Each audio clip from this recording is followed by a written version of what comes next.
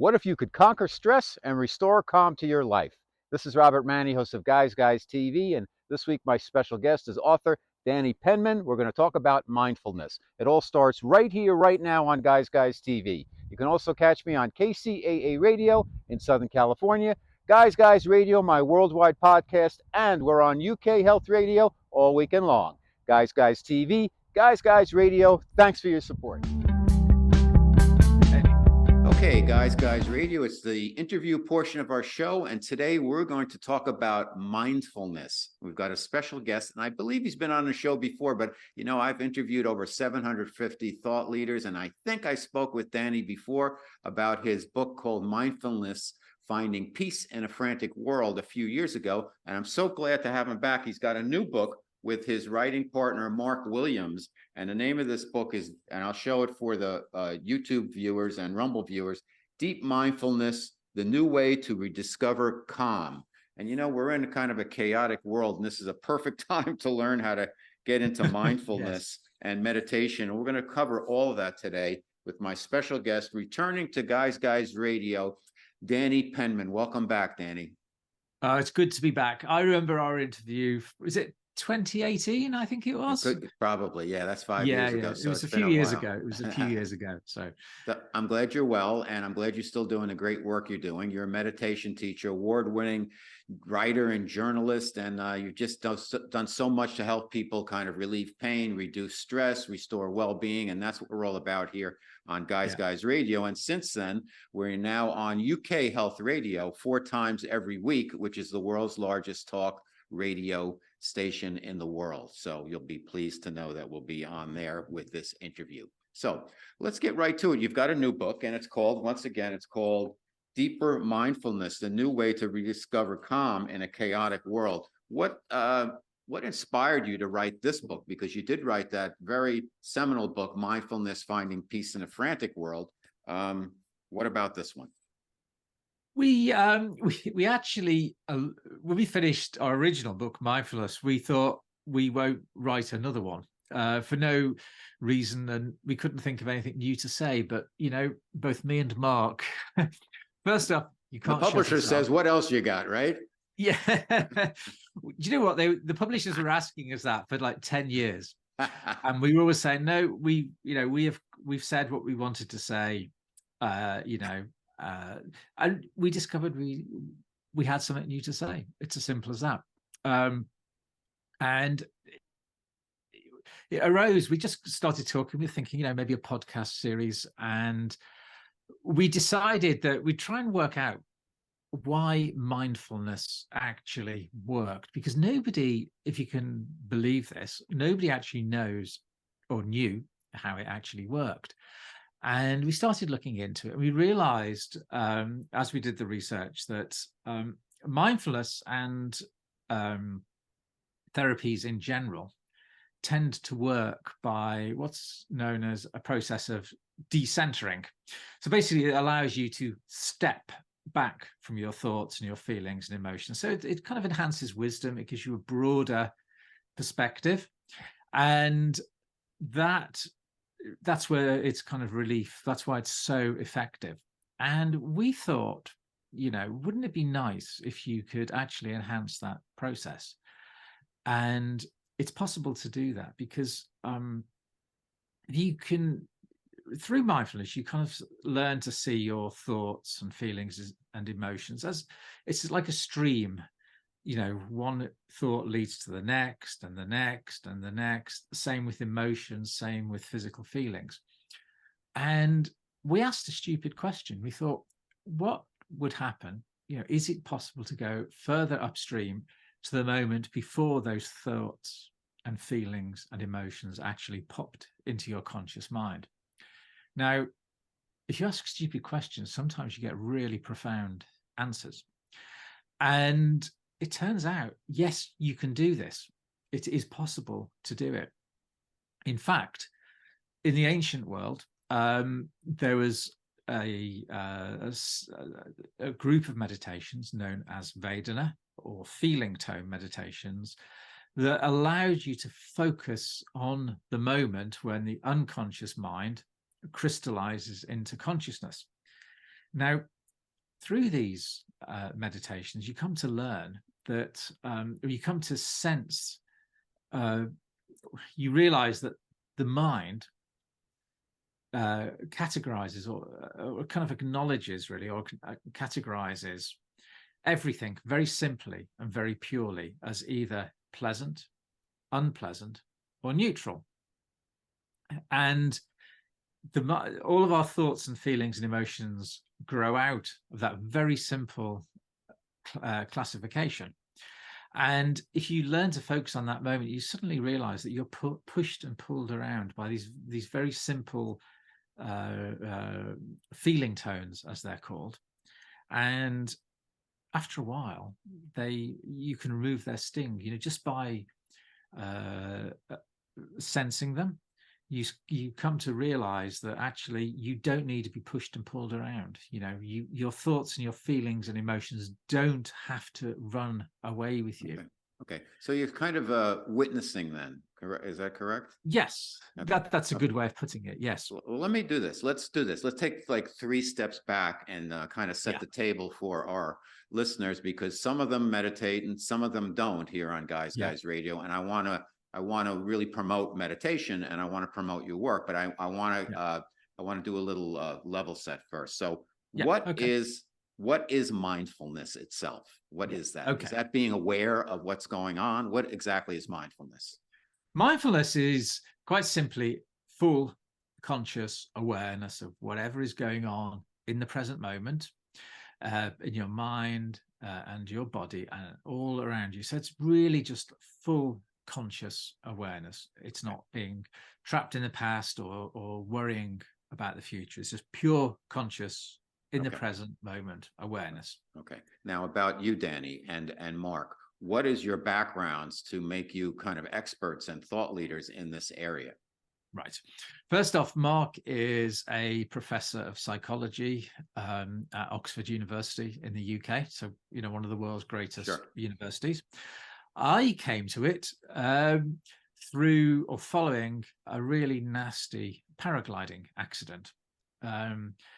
I was paragliding over southern England about 15 years ago now. My canopy collapsed. I spun into the hillside. Luckily, I landed on my feet, but unluckily, the lower half of my right leg was driven through the knee and into my thigh. So this was a horrible accident, immensely painful. I then spent a month in hospital, and then 5 months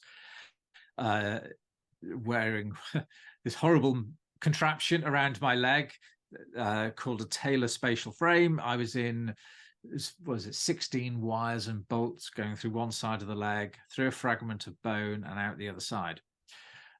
Extremely painful, 24/7. I learned to control the pain using very simple mindfulness meditations I'd learned at school. I was genuinely surprised how effective it was. I reduced my painkiller consumption by about 2/3. The doctors kept offering me anti-anxiety medications, antidepressants, things like that. And I politely declined, saying, no, I'm going to deal with this in my own way. And I continued to meditate. Very effective. I eventually came across the work of Mark Williams, and I was a journalist at the time. I tried to get it into the newspapers. Nobody was interested 15 years ago. It was mindfulness meditation. It was seen as akin to waving crystals around, Mm-hmm. It wasn't going to work. Nobody was interested. Eventually, we produced Mindfulness, Finding Peace in a Frantic World. Much to our surprise, that sold 2 million copies so far. Amazing. Yeah. I genuinely thought it was going to sell maybe 5,000 copies. It was a book that I felt needed to be written. As simple as that. So how did you learn? Well, I got a bunch of questions for you. So how did you learn how to meditate, and what style of meditation do you do, and how often do you meditate? Right. First off, I learned when I was about 16 or 17 in school. It was an ordinary secondary school in the UK. We had a great teacher in one of our courses, and he was just really into meditation, and he wanted to share it with us. Lots of the kids were not that interested. I was. I used it over the years to cope with the usual stresses and strains of life, you know, exams, job interviews, you know, typical stressful situations. Typically, I would do it for a few weeks and lose interest, you know, carry on with life because the problems have been solved.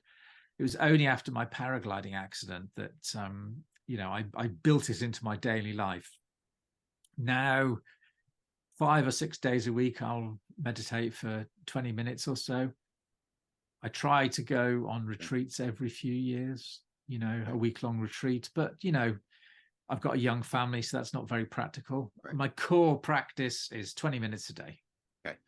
When you were meditating for pain relief, how did you learn how to do that, and how do you do that? I used well, it started off almost as a homebrew exercise, if you're familiar with the term. In hospital, I had heard somewhere that this meditation, or very simple breathing meditations, are good for pain relief, and I found it was. And I would quite simply, I would focus on the sensations of breathing, and paradoxically, I would pay attention to the sensations of pain. And strange as it sounds, it seems to work, because if you pay attention to the pain sensations, you realize, yes, there are a great many peaks of pain, but there are also moments, sometimes minutes, where there is actually no pain. You know, so you are suffering chronic pain, but it fluctuates enormously. So you learn to pay attention to the gaps in the pain, and you learn to realize that even those peaks of pain are often not as bad as you fear. A lot of our experience of pain it's a projection of the mind. Now, that sounds very glib. It sounds like I'm saying pain is not real, or the pain that people listening and watching this are not suffering. They are, absolutely. Those sensations are real, but some of it is the mind enhancing the pain. Okay. Now, you've mentioned a couple of things, Danny. And again, my special guest, Guys Radio return guest, is author Danny Penman. He and his writing partner, Mark Williams, have put together this book, Deeper Mindfulness, The New Way to Rediscover Calm in a Chaotic World. And I'm so pleased we're talking about this. But early on, you mentioned a few terms that I think we need to clarify for our audience. And that is, you mentioned Vedanas. You mentioned feeling tones, and a lot of the work you're doing now is based on that. So could you just take a half step back and just lay the groundwork as to the definitions of those? And also, I want to know, who is this book for? It seems to be for people who are already on a meditative path. Firstly, who is it for? Yes, it is for people who have got you know, a reasonable amount of practice of mindfulness. But not exclusively. In fact, in the recent clinical trial carried out at Oxford and other universities around the world, we found that novice meditators, people with no experience at all, gained almost as much benefit as experienced meditators. So it's for people who do have a practice, people who maybe used to have a practice but have either grown bored of it, or felt it wasn't as effective as they had hoped. So it's good for them as well, and it's good for people coming at this completely green. Got it. Okay. Go ahead. Yeah, it's slightly simpler to do than the 8-week course in our original book. This one is also 8 weeks, but we really drilled down into what makes mindfulness effective and focused on those elements. Okay, you mentioned, and forgive me because I switched questions on you mid question, feeling tones and Vedanas, because these are tipping points. And you also mentioned that, and you didn't touch on it, but it's part of your teaching, and that's the whole background colors thing. So why don't you give us a little bit of groundwork as to the setting, if you will, for getting into this Yeah. new version of mindfulness. Yes, these feeling tones set the whole tone of our experience of the world. So if you use these meditations, quite quickly you will realize that what happens is feeling tones, and they can be physically felt quite often, they bubble up from the deep subconscious. And in the moment that the unconscious mind crystallizes into consciousness, they trigger a whole cascade of reactions. So you get these feeling tones arising in your conscious mind, and then you react against those feeling tones. And then the thoughts and feelings and emotions, each one triggers another and another and another. So it's like the base layer of our experience, and it's a base layer we are never really aware of. It's only through these meditations that you become aware of it.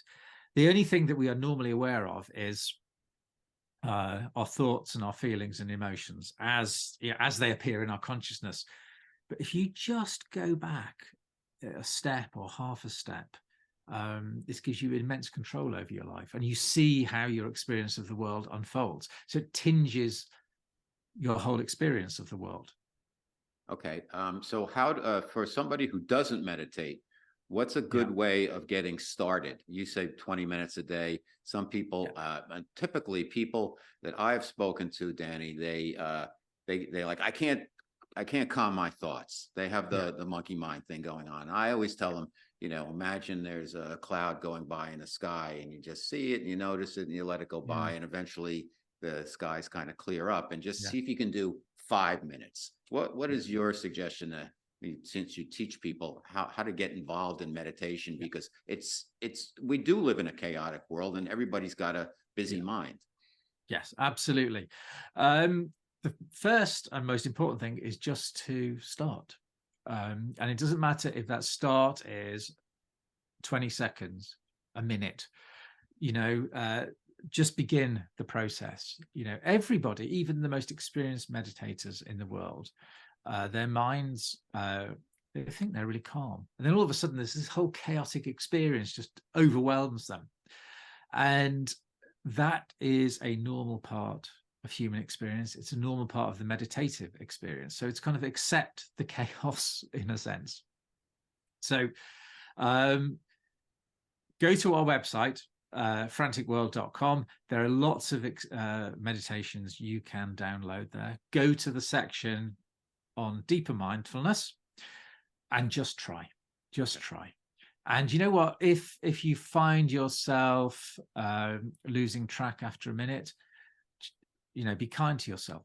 Just accept, okay, congratulate yourself. Because actually, the moment when you realize you become distracted is actually a moment of mindfulness. It's that a recognition. So you're actually successfully meditating if you become distracted. The moment you realize you become distracted, that is the meditation. Okay. My special guest on Guys Radio, Danny Penman, the new book, Deeper Mindfulness. For people who are just getting involved in meditation, and they're reading your book, what is it that you want?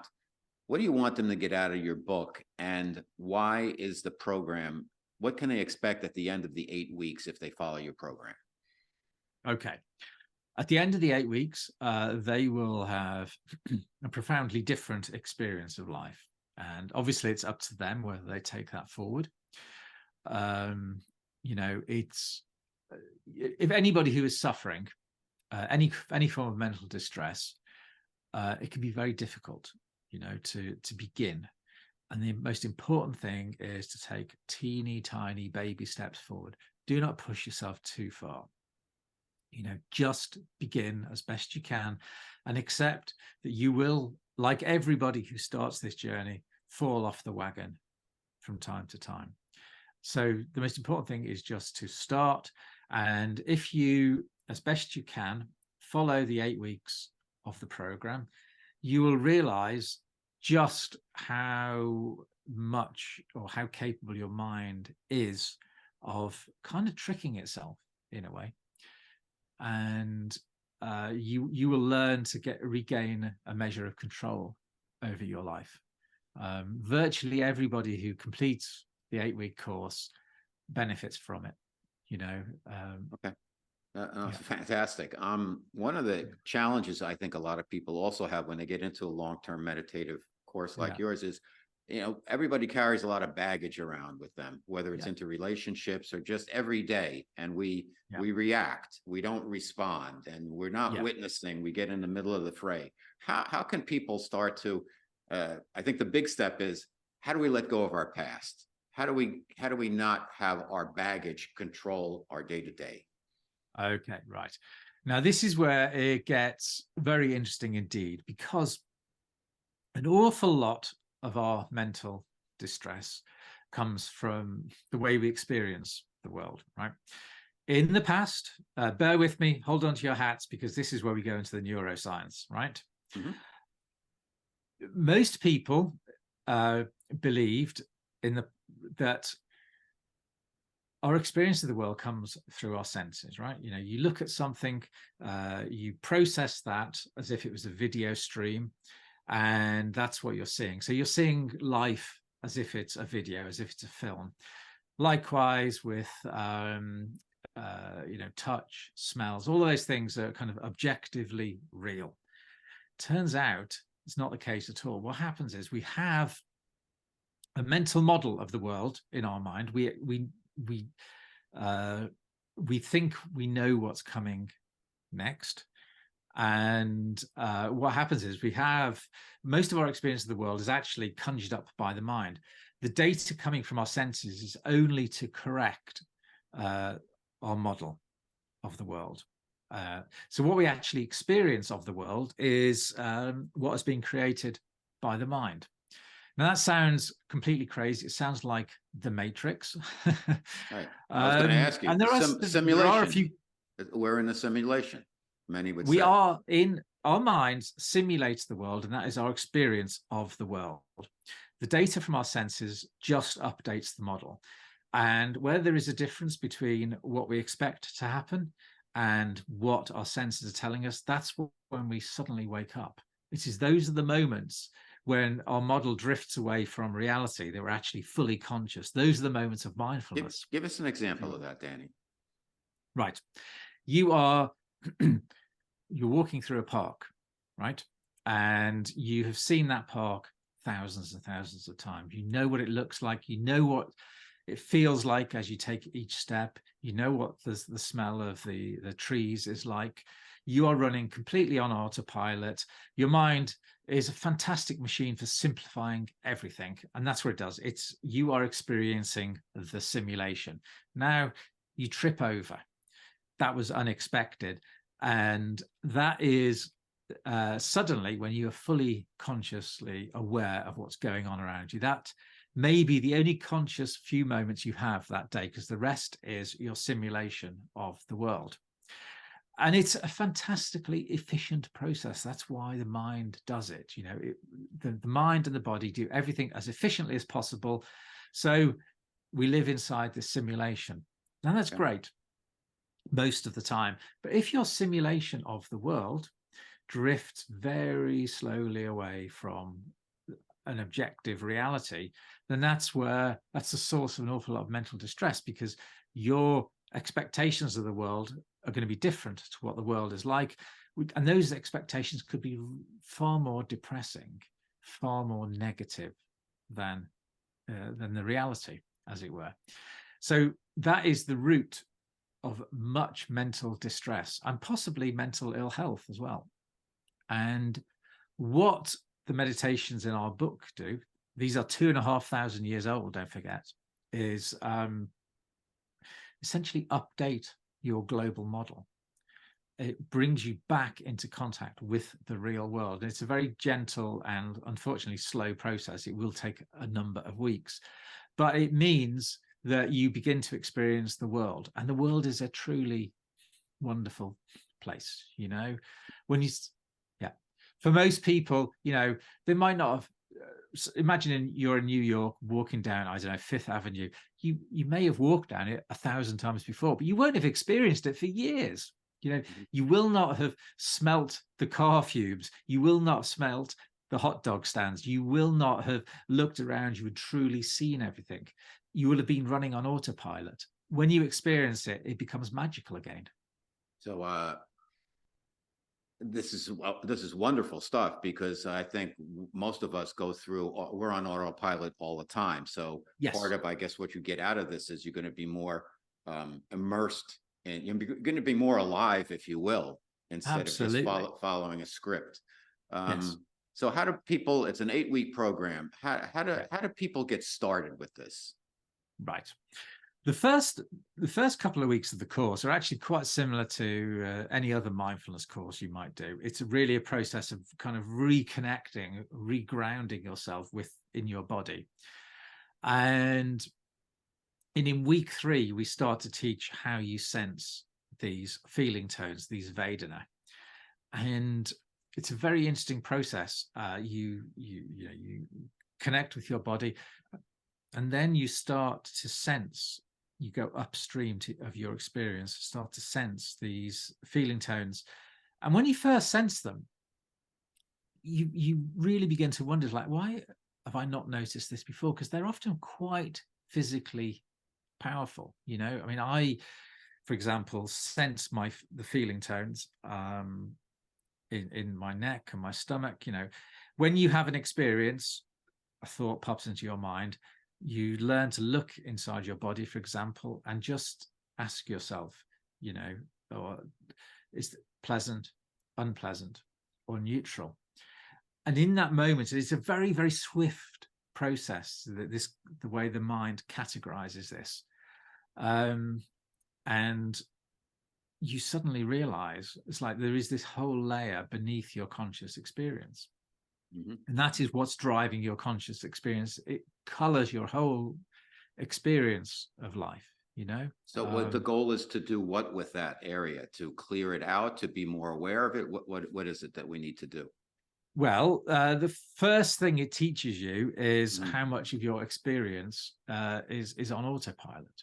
Okay. you know and once you know that, I mean, I can tell you this 1,000 times, but it's only when you begin to experience it for yourself, you suddenly go, wow, actually, I was unconscious most of the day. But it's a subtle form of unconsciousness because you are actually aware of it. You're living inside this simulation. It's only when you step outside of it that you suddenly, it's Mm-hmm. kind of like metacognition, really.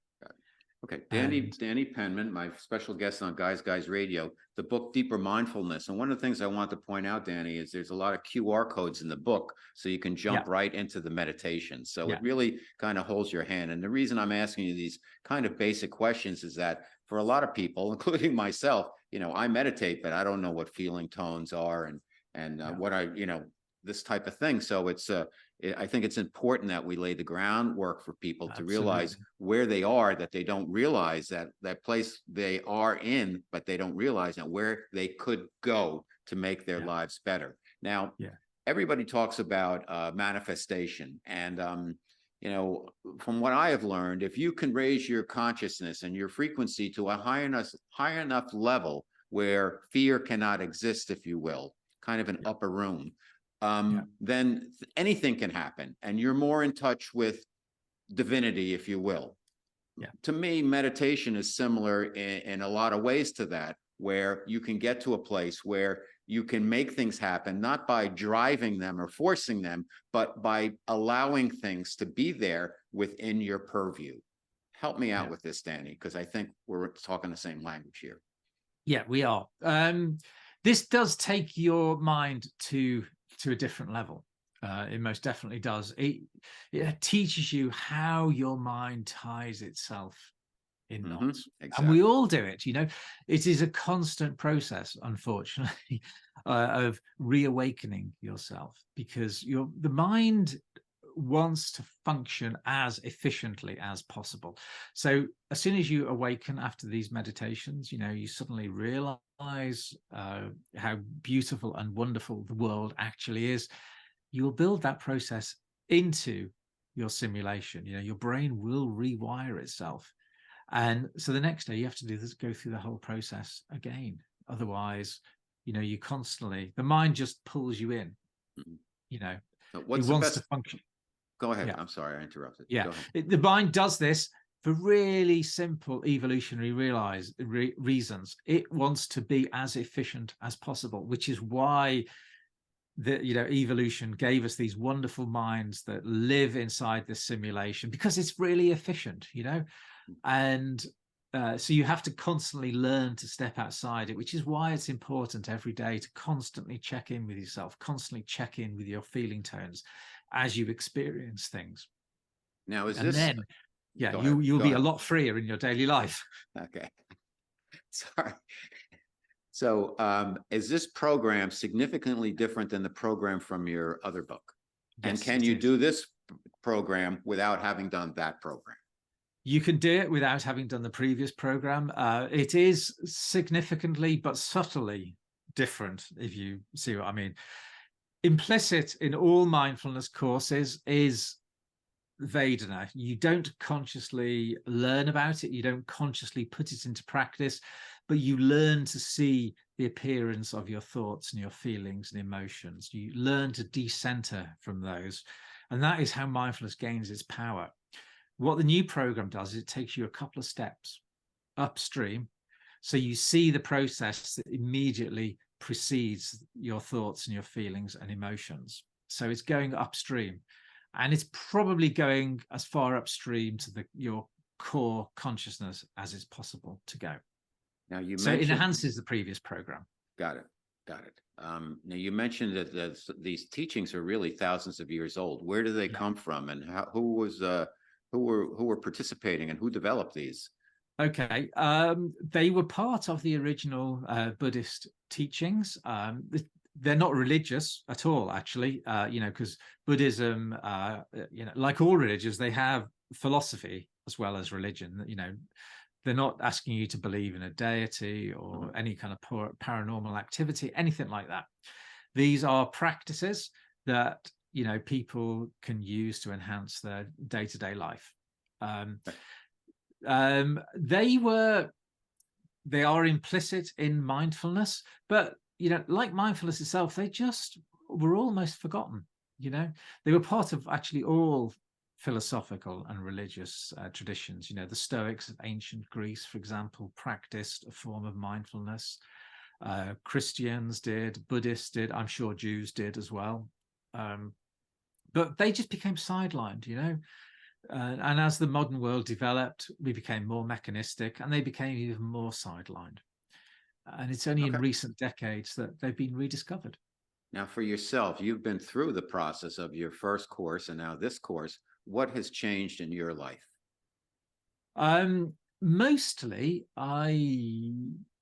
as I go through my day, I realize just how powerful the simulation is, and how it constantly draws me in, and how I have to constantly take a mental step back, begin to pay attention to my feeling tone, so that I can kind of break the grip of the simulation, really.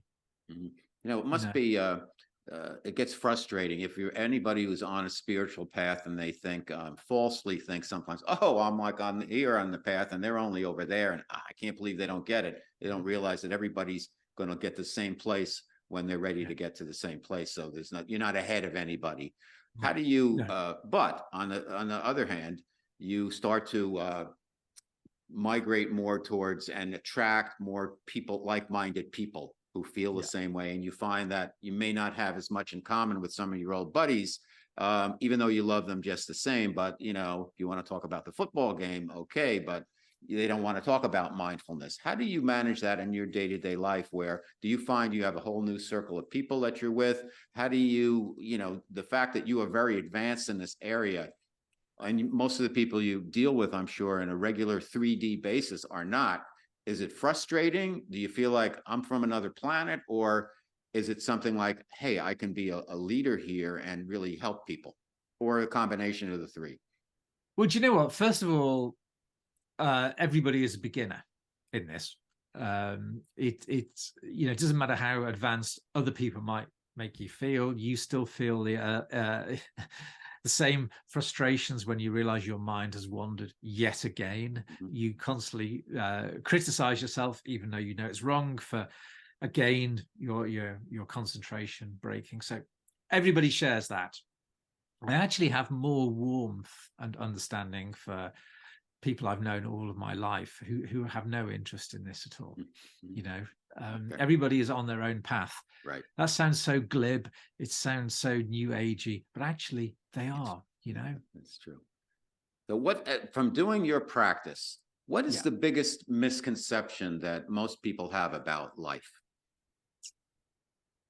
That that they're completely in control of it, or they have no control over it. You know, people seem to be polarized along those lines. You know, it's like the ego wants everybody to believe, that wants each person to believe that they are in full control over their life. You know, you just need to get a grip, strive a bit harder. And then you get people who just feel like life is just dragging them away. They're just like a leaf on a string. They've got no control. Actually, you know, lots of big events, you don't have much control over what's going on. You know, terrible things happen from day to day, and you can't control them, but you can control the small things around that, and those small things lead to bigger things. So you can regain control, a significant amount of control over your life. Okay. For the folks who are embarking on the new program, the 8-week program, how much time per day do they need to devote to this? And is this something they need to do each and every day, Danny? 10 to 20 minutes a day, 5 to 6 days a week. You follow the 8-week program, you'll get to the end of it and you'll have a really good, solid grounding. And then after that, we have a suggested 12-month program that they can do, but really do the 8 weeks, see how you feel at the end of it. Virtually everybody wants to continue, but it's entirely down to the individual, because you try and bludgeon somebody into following this path, they're not going to be interested. Exactly. But I got to tell you, it has to be the right moment in your life. It really is as simple as that. I'm going to do it. I'm going to do the 8-week program, and I'm going to correspond with you, and maybe we'll have you back. We'll talk about what changes I've been through. I've been meditating, and I have some questions about meditation. We have a few minutes. Do you believe in, I do 2 types of meditation. I've never been trained. I do a guided meditation where I go through a lot of things I want to go through, and visualization and things like that, affirmations, prayer, whatever. And then the other day, the next day, I just imagine that I am nothing from nowhere, and I'm this space inside of me, that I'm not Robert Manni. I'm something. I don't know what it is, but it's this something that's in that space, in this meat suit that I am. And I'm there, and I let anything in that wants to come in. So those are my 2 types of meditation. Are these wrong? Is there, I don't really follow my breathing up and down. I'll do box breathing if I can't sleep, but what are some other types of meditation? Are these typical meditations? What's your take? You're an expert. I'm not. I mean, they're all, it sounds like the one where you just imagine yourself as an empty box, as it were. That's quite similar to what they call an open monitoring mindfulness practice, where, well, normally you would settle yourself, spend a few minutes just focusing on your body, the sensations and your breathing. And then you would progressively open yourself up to the world, and you would just see how everything flows into your mind and your body. So that sounds quite similar. That's actually a very powerful practice. And what was the first practice you? I do a lot of affirmations. I'll go through, visualizations almost. Yes, exactly. Yeah. Okay. That is a very powerful practice, depending on what you're visualizing, of course. You always need to have a vision of where you want to go, where you want to be in, say, a year or 10 years or whatever. Now, it would be a mistake to have a very concrete goal and a very concrete path, because you quite simply do not know the path to your goal. If you want to meditate on a Ferrari, chances are you're not going to get there. But if you focus on, you need a new means of transport, maybe a donkey will arrive, or maybe an aircraft will arrive. Do you know what I mean? I think it's important to have slightly fuzzy outline You don't want to goals. control it Yeah, because it because seems you don't like, know what you don't know the means you're going to get there, and you don't know right. what comes next. And it seems like, Danny, that, we think we know, I want specifically this, but we know so little that what could be available to us is so much greater than Yes, the Ferrari, you know? yes, We might absolutely. have a crystal driven rocket ship that could transport us wherever we want through Yeah, telepathy that could be way better than a Ferrari, but we don't yeah. know because we don't allow ourselves, because we're For yeah, so exactly. controlling, right? Yeah, exactly. So visualizing a Ferrari might limit you. Mhm. The way I look at it is, life should be like a good story. A good Yeah, story has an ending that you want, but not in the way you expect it, yeah, right? yeah, So, yeah, yeah. well, you're doing great work. The name of the new book is called Deeper Mindfulness, The New Way to Rediscover Calm in a Chaotic World. Mark Williams and my special guest, Danny Penman. Tell us where people can find out more about you, Danny, and Mark, and where they can start their Mm. practice and where they can get into all of these wonderful tips that you have in terms of helping people with managing stress and mindfulness. Yeah. First off, you can buy the book pretty much anywhere. Your favorite, Amazon, whatever. That's where you can get a physical copy of the book. But you can go to our website, franticworld.com. That's FRANTIC world.com. There is virtually all the meditations from the book there. Just go to the resources section, and it's got the meditations from most of our books. On the front page, you can download the first chapter for free. That'll give you a taster of what you will experience. I really recommend that because it's only 10 pages, it gives a nice outline. Go and try some of the meditations. If it's for you, please go and get a copy of the book.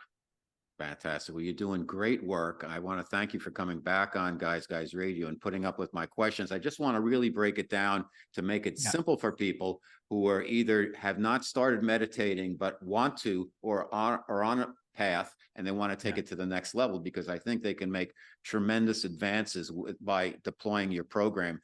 I'm going to do it. We're going to talk about it, and we'll see what happens from there. So thank you so much for coming back to Guys Radio. Give my best to your writing partner, Mark, and keep doing the work you're doing, Danny. You're doing great stuff. Right. Thank you very much for having me on the program. And keep in contact. If you need any help or advice, I mean, it should all be there in the book. It's self-contained, but if there's any questions, don't hesitate. I will let you know however it goes. I will let you know. But thank you. Great. Cheers. Thank you very much. If you enjoy the guests and content I bring you each and every week to Guys TV and Guys Radio, please support us by subscribing to our channels. Thank you.